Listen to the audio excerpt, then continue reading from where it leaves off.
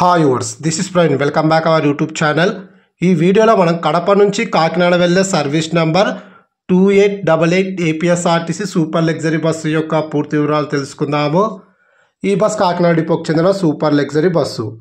ఈ బస్ ప్రతిరోజు సాయంకాలం 4:30 కడప బస్ స్టాండ్లో అవైలబుల్గా ఉంటుంది. సాయంకాలం 5 గంటలకు కడప నుంచి అయితే బయలుదేరుతుంది.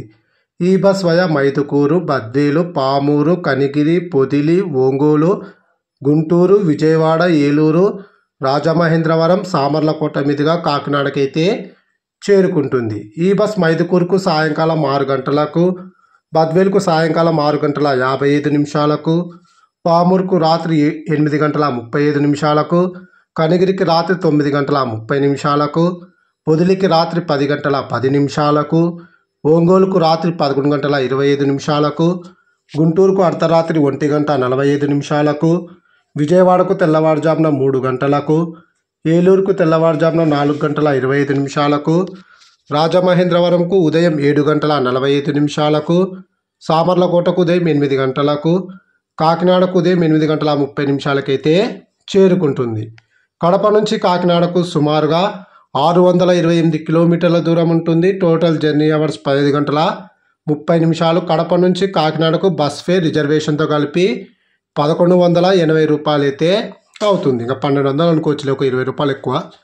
ఇప్పుడు మనం కాకినాడ నుంచి కడప వెళ్ళే service number 2887 APSRTC super luxury bus యొక్క పూర్తి వివరాలు తెలుసుకుందాము.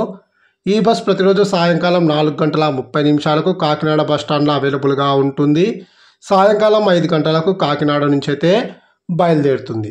ఈ బస్ సామర్లకోటకు సాయంకాలం 5:35, రాజమహేంద్రవరంకు రాత్రి 7:30, ఏలూరుకు రాత్రి 10 గంటలకు, విజయవాడకు అర్ధరాత్రి 12 గంటలకు, ఒంగోలుకు తెల్లవారుజామున 3:45, పొదిలికి తెల్లవారుజామున 4:20, పామూరుకు ఉదయం 6 గంటలకు, బద్వేలుకు రాత్రి 7:30, కడపకు ఉదయం 9:10 అయితే చేరుకుంటుంది. కాకినాడ నుంచి కడపకు టోటల్ జర్నీ అవర్స్ 16:10. ఈ వీడియో వస్తే ఖచ్చితంగా లైక్ అయితే చేయండి. Please like and subscribe my YouTube channel. Thank you.